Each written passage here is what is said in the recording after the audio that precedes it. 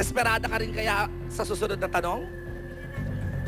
Is it true na hindi daw kayo masyadong close ng iyong desperada co-star na si Miss Marian Rivera?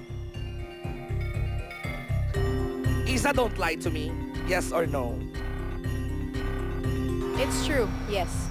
Yes. Inamin niya na hindi sila masyadong close, pero at least hindi sila magkaaway. Walang masama doon. Ako, 15 years na ako sa industriyang ito, marami akong hindi ka-close, walang masama. Inspektor, sumang-ayon naman ba ang lie detector test? Sumang-ayon. Alright, ang gusto natin malaman bago pa ma-misinterpret ng mga matatabilang dila, bakit kayo sa shooting ninyo, wala bang chance na makapag-bonding? Meron. Alright. Nakakapag-usap naman kami. And Marian knows that from the very beginning. Yung Okay. first pictorial pa lang namin. I would always talk to her. It's just that I don't even have her cell phone number. And you know, she's also a very busy girl. So, we were only given mga ilang days lang ba kami nakapag-shoot together. And I don't think that's enough time to actually form a bond.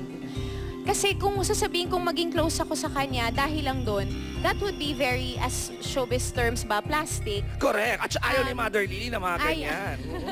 So, kasi compare din kay Ate Rufa Gina at saka kay Rufa May na matagal ko nang kilala. Lalo na tong si Rufa May, matagal ko nang kilala. Malayo. So, I'm not one to claim a certain friendship kung hindi totoong close kami. Hopefully in time, I know we are supposed to do a project in the future. I hope because of that project, masabi ko na dito sa Showbiz Central or somewhere na kilalang-kilala ko na si Marian. Correct ka dyan. Ay, gusto ko yon.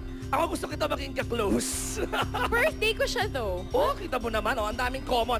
At saka, natural lang yan. Sila nga ni Katrina. Biro mo, ang taas ng rating ng Marimar. Lagi sila magkasama sa taping. Ngayon lang sila nagiging close.